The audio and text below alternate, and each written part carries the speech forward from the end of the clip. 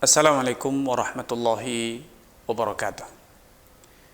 Innal hamdalillah nahmaduhu wa nasta'inuhu wa nastaghfiruh wa na'udzu billahi min shururi anfusina wa sayyiati a'malina.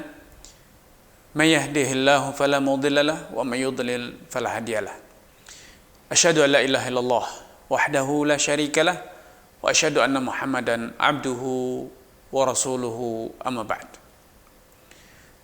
Pemirsa Fatwa TV yang semoga senantiasa dirahmati Allah Subhanahu wa taala. Alhamdulillah saya dapat hadir kembali di ruang siar Anda untuk bersama-sama tafaqquh fi dinillah, membekali diri kita dengan ilmu yang telah diwariskan oleh Rasulullah sallallahu alaihi wasallam. Semoga program acara kita ini menambahkan iman, mengobarkan semangat untuk beramal dalam diri kita.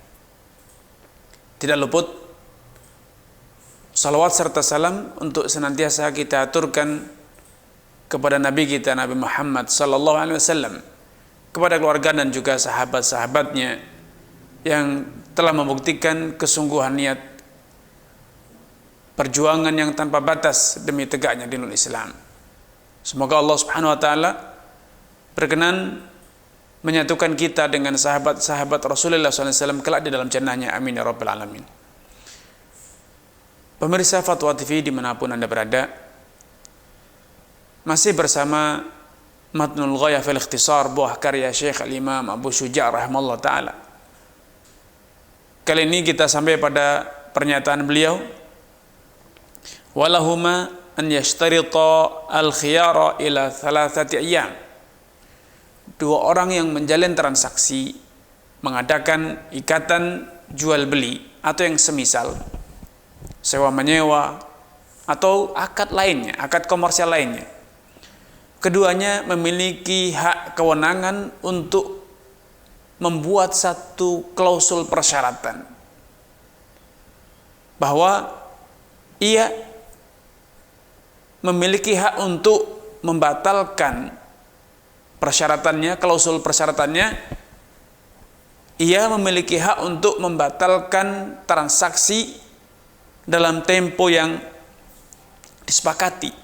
Misalnya ketika transaksi jual beli rumah, pembeli bersyarat bahwa ia memiliki hak untuk membatalkan transaksi selama sebulan, 2 bulan atau lebih atau kurang.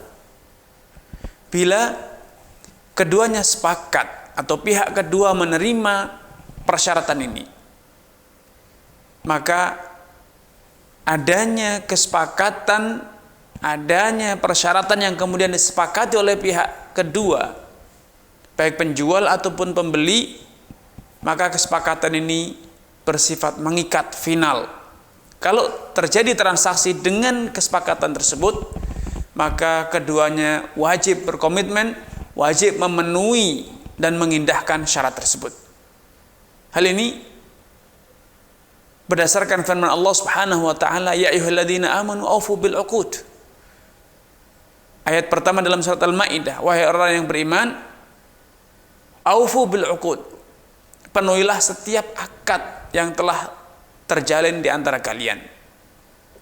Dan telah diketahui bahwa akad jual beli yang disepakati antara keduanya ternyata terjadi dalam kondisi adanya persyaratan, atau salah satunya atau bahkan mungkin kedua belah pihak telah menyepakati adanya syarat pembatalan, adanya hak bagi keduanya atau salah satunya untuk membatalkan akad dalam tempo tertentu, sehingga keumuman ayat di atas mencakup berbagai macam kondisi akad yang telah terjalin, termasuk akad yang padanya dipersyaratkan adanya khiyarus syart, hak untuk membatalkan transaksi dalam tempo tertentu walaupun keduanya telah berpisah dari majelis. Sehingga khiyar syarat ini tidak serta-merta menjadi putus hanya karena keduanya telah berpisah dari majelis. Berbeda dengan khiyar sebelumnya yang disebut dengan khiyar majelis, hak untuk membatalkan akad secara syariat putus serta secara otomatis putus dengan berpisahnya kedua orang tersebut dari satu majelis. Namun model kedua dari hak khiyar ini, yaitu yang disebut dengan khiyar syart, tidak serta-merta putus hanya karena keduanya telah berpisah dari satu majelis. Kenapa? Karena keduanya sepakat untuk memperpanjang hak khiyar ini dalam tempo yang telah disepakati. Rasulullah Shallallahu Alaihi Wasallam juga bersabda, as-sulhu jaizun baina kulli muslimin, al-muslimuna ala syurutihim. Setiap orang muslim berkewajiban untuk komitmen memenuhi setiap persyaratan yang telah disepakati di antara mereka. Dan mereka juga berkewajiban wasulhu jaizun, dan setiap perdamaian, kesepakatan, kesepahaman antara kedua belah pihak itu wajib dipenuhi oleh orang yang beragama Islam. Sehingga dari hadis ini ada satu penegasan bahwa hukum asal persyaratan yang diajukan oleh orang yang bertransaksi adalah sah, boleh, dan wajib dipenuhi. Al-muslimuna ala syurutihim. Seluruh umat Islam itu berkewajiban memenuhi, menjalankan persyaratan yang telah mereka sepakati. Hanya ada satu kondisi, dua kondisi. Satu persyaratan yang telah disepakati itu batal demi hukum. Yang pertama, persyaratan yang menyebabkan illa syarton ahalla haraman, melanggar hukum haram, yaitu sesuatu yang haram ingin dijadikan halal dengan adanya kesepakatan tersebut. Maka kesepakatan ini batal demi hukum karena itu melanggar aturan syariat. Misalnya ketika ada persyaratan jual beli rumah, kemudian syaratnya pembeli harus minum khamr, pembeli harus membayar bunga ketika telat dalam pembayaran, atau pembeli misalnya diharuskan memasang sesajian, maka ini persyaratan yang batal demi hukum, tidak boleh dipenuhi. Walaupun sudah ada kesepakatan, maka tidak boleh dipenuhi karena syarat tersebut batal demi hukum, dan bahkan sekedar mempersyaratkannya saja Anda sudah berdosa. Kenapa? Karena Anda berarti melawan ketentuan syariat. Sehingga seorang muslim ketika mengetahui ada sesuatu yang diharamkan, maka tidak boleh ada upaya secara sadar ataupun tidak, secara vulgar ataupun secara terselubung, untuk merekayasa agar bisa melakukan yang haram tersebut. Contoh sederhana dari rekayasa yang sering terjadi di masyarakat untuk melanggar yang haram, melegalkan yang haram, adalah syarat riba. Ketika Anda membeli satu rumah, misalnya dengan pembayaran berjangka atau dengan cicilan, atau pembayaran berjangka tanpa cicilan, sekali bayar namun jatuh temponya pada waktu tertentu. Kadangkala orang yang telah mengetahui hukum halal haramnya riba, ia tidak ingin terus terang mengatakan kalau Anda telat pembayarannya, maka Anda terkena denda atau bunga sekian persen dari nilai jual rumah tersebut. Kalau demikian redaksi kesepakatannya, maka jelas itu riba nasi'ah, dan itu haram hukumnya. Namun sebagian orang berusaha merekayasa untuk menyamarkan praktek riba dalam transaksi mereka, sehingga klausul kesepakatan yang dicapai antara keduanya dikondisikan sedemikian rupa. Misalnya, kalau Anda telat mundur dari waktu yang telah disepakati, ketika jatuh tempo Anda belum bisa membayar, maka Anda dikenakan biaya administrasi. Biaya administrasinya 3%, 5%, 10% dari nilai transaksi. Ini adalah riba. Walaupun redaksinya dikatakan itu adalah biaya administrasi. Contoh lain, dalam praktek gadai menggadaikan barang. Ketika sudah tahu bahwa gadai itu adalah akad turunan, akad pelengkap dari akad sebelumnya, yaitu utang piutang. Dan para ulama telah menjelaskan adanya keuntungan pada praktek utang piutang itu adalah riba.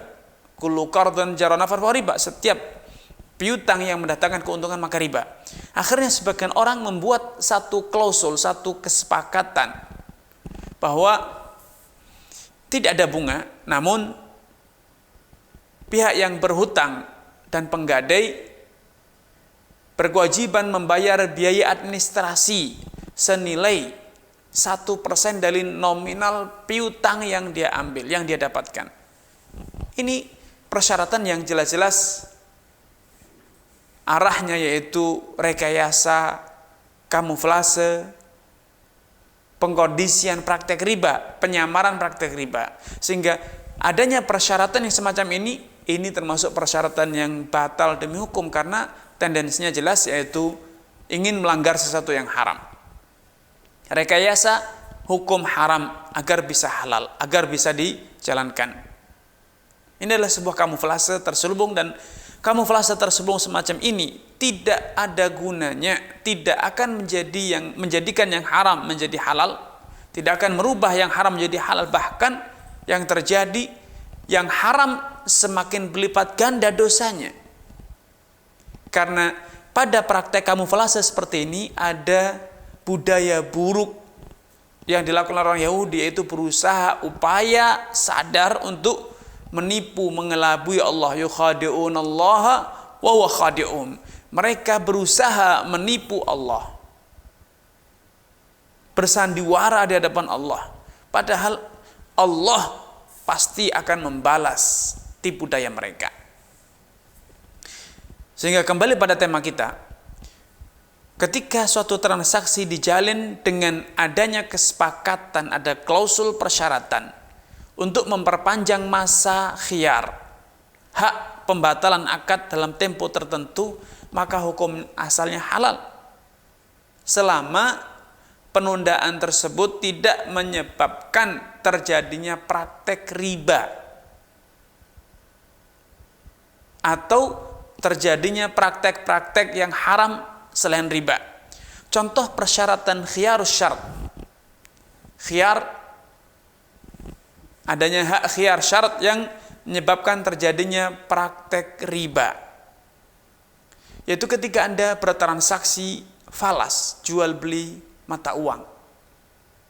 Ya, jual beli mata uang. Ketika Anda tukar dinar dengan dirham, atau rupiah dengan dolar, atau beli emas dengan rupiah, ini semua adalah alat transaksi mata uang standar nilai, sehingga padanya berlaku hukum riba. Ketika Anda mengajukan khiyar syarat bahwa Anda boleh membatalkan transaksi falas, Anda tukar menukar atau jual beli emas dengan perak atau emas dengan emas, namun kemudian Anda bersyarat kepada penjual atau kepada pembeli bahwa pada tempo tertentu, sebulan dari masa transaksi, Anda berhak membatalkan transaksi. Ini secara hukum syariat tidak dibenarkan pada akad tukar menukar mata uang atau emas dan perak. Kenapa? Karena potensi menimbulkan praktek riba, yaitu barter atau tukar menukar mata uang atau emas dan perak, namun secara non tunai. Ya, secara non tunai. Ini kondisi pertama di mana suatu persyaratan itu tidak dibenarkan. Karena adanya persyaratan tersebut menyebabkan terjadinya praktek-praktek yang bertentangan atau diharamkan dalam syariat. Kondisi kedua, satu persyaratan itu tidak wajib dipenuhi atau bahkan dinyatakan batal demi hukum bila adanya persyaratan tersebut menyebabkan Anda mengharamkan yang semula halal, menggugurkan sesuatu yang wajib. Adanya persyaratan yang menyebabkan Anda tidak boleh atau tidak bisa melakukan yang wajib, atau mengharamkan sesuatu yang Allah halalkan, maka persyaratan itu batal demi hukum. Misalnya, ketika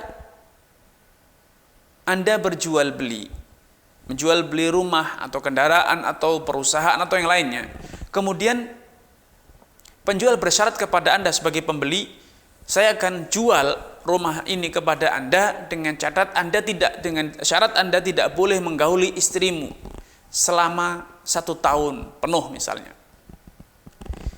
Persyaratan ini menyebabkan Anda atau mengharamkan atas Anda untuk melakukan sesuatu yang halal, maka persyaratan ini batal demi hukum walaupun sudah disepakati. Maka tidak boleh.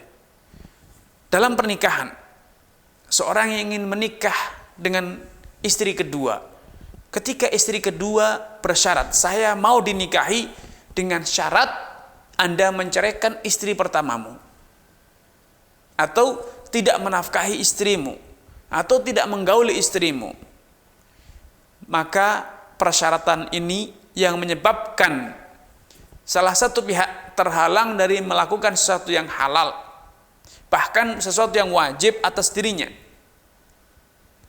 maka persyaratan ini batal demi hukum walaupun telah disepakati. Namun persyaratan ini batal demi hukum, tidak boleh bahkan untuk dipenuhi. Bukan sekedar tidak perlu dipenuhi, bahkan tidak boleh, haram hukumnya memenuhi persyaratan yang menyebabkan sesuatu yang halal itu menjadi haram, sesuatu yang wajib itu menjadi tidak dilakukan. Ini yang disebut dengan khiyar asyarat.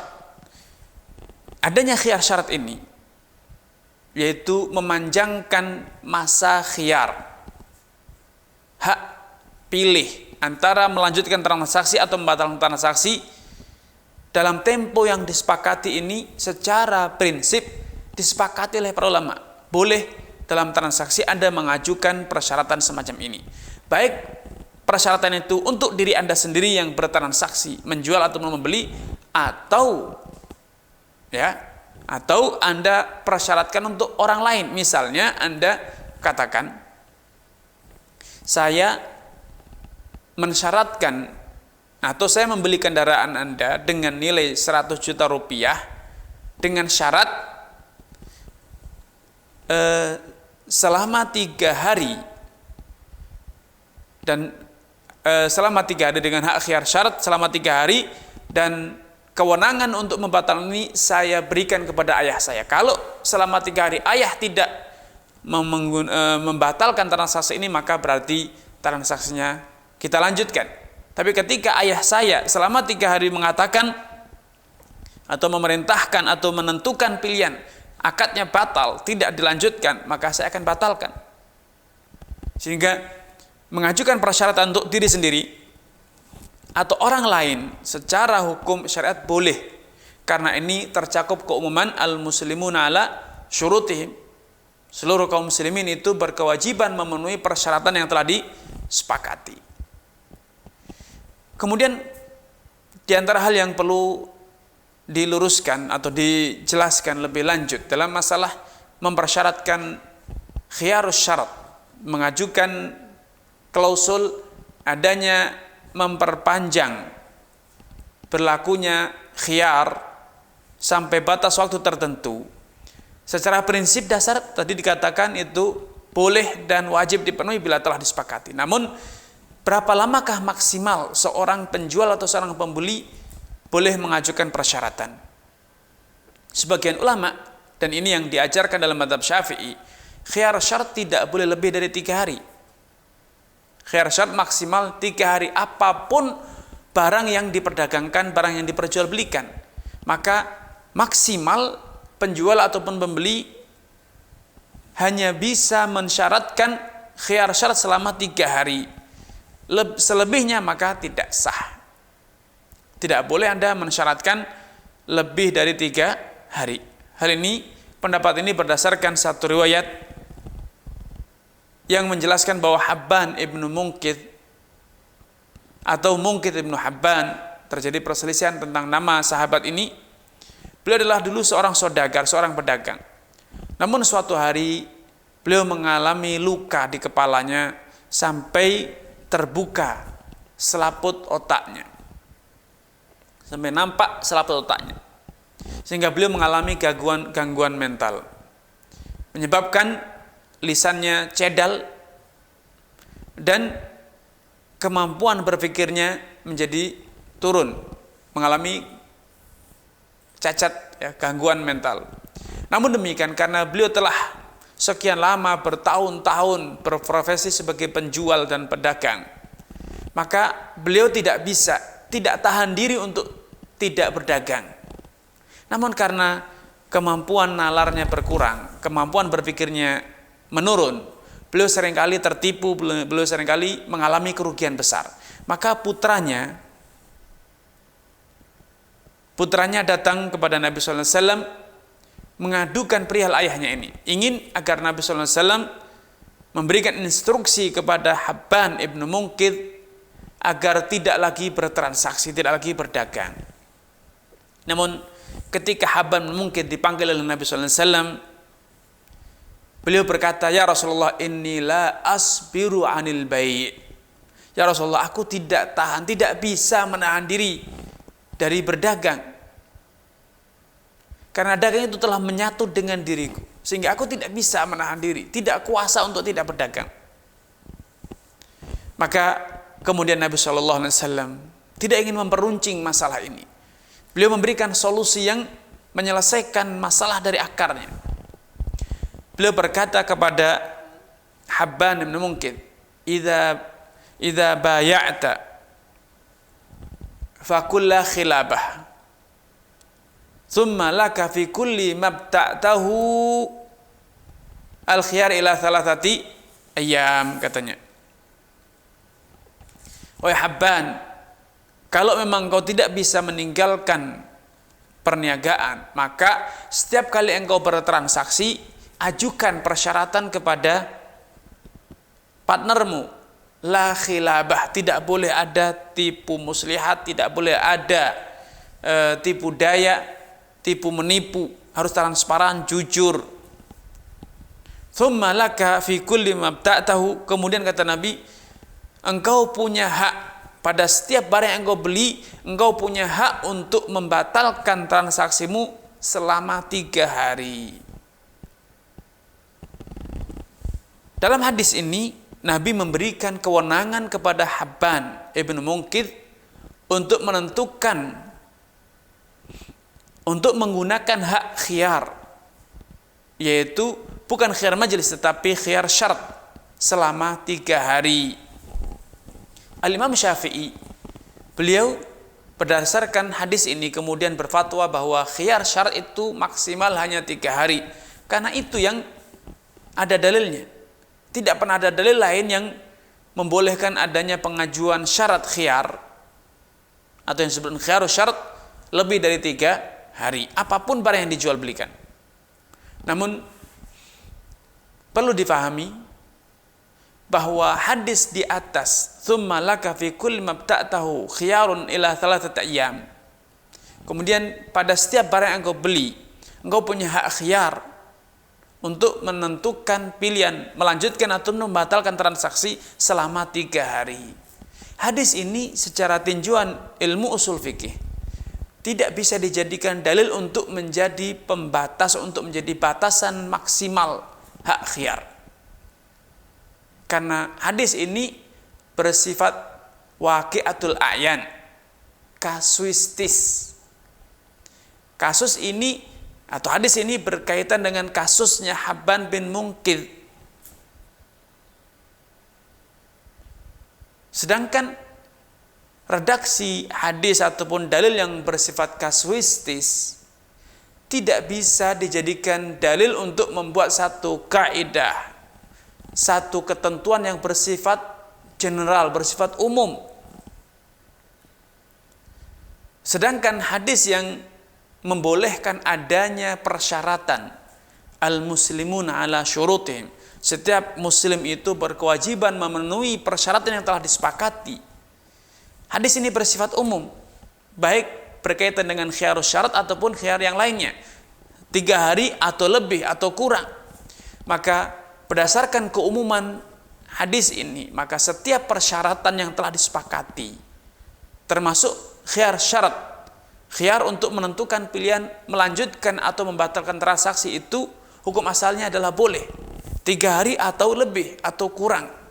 Kita tidak boleh membuat batasan yang tidak boleh dilanggar, batasan yang tidak boleh dilalui kecuali berdasarkan dalil. Sedangkan dalam kasus ini tidak ada dalil yang membatasi masa maksimal hak khiyar. Dan wallahu ta'ala alam, inilah pendapat yang lebih kuat secara tinjauan dalil dan praktek masyarakat kaum muslimin di berbagai daerah di sepanjang masa. Masyarakat mengajukan persyaratan sesuai dengan keperluan dan kebutuhan. Kadangkala seorang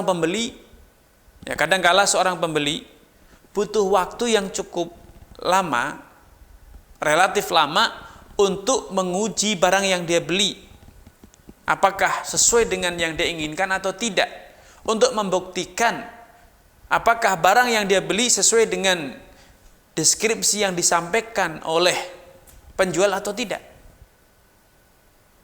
Makanya kita tidak pantas atau kurang tepat bila kita membuat batasan final, tidak boleh dilalui, tidak boleh dilanggar dalam urusan khiyar syarat. Karena khiyar syarat itu disyaratkan karena adanya hajah, adanya keperluan, adanya tuntutan kondisi yang mengharuskan kita memiliki waktu yang cukup untuk merenungkan kembali, mencoba barang, atau bermusyawarah dengan pihak-pihak yang dirasa perlu. Karena alasan disyaratkannya khiyar syarat adalah mengakomodir adanya hajah, adanya keperluan, adanya tuntutan kondisi, maka yang lebih tepat batasannya dikembalikan kepada kondisi masing-masing. Sehingga tidak tepat bila misalnya membeli bahan makanan kemudian mengajukan khiyar selama 2 tahun. Tentu kepanjangan, bahan makanannya bisa rusak terlebih dahulu sebelum berakhirnya masa khiyar. Tetapi masa 2 tahun itu bisa jadi pendek ketika Anda bertransaksi jual beli misalnya tanah atau perusahaan atau yang serupa. Masa 1 bulan bisa jadi sudah cukup untuk menguji rumah yang Anda beli, bahwa rumah tersebut bagus, tidak bocor dan seterusnya.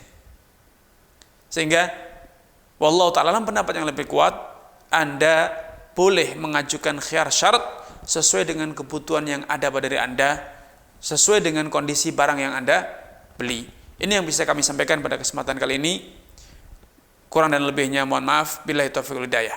Wassalamualaikum warahmatullahi wabarakatuh.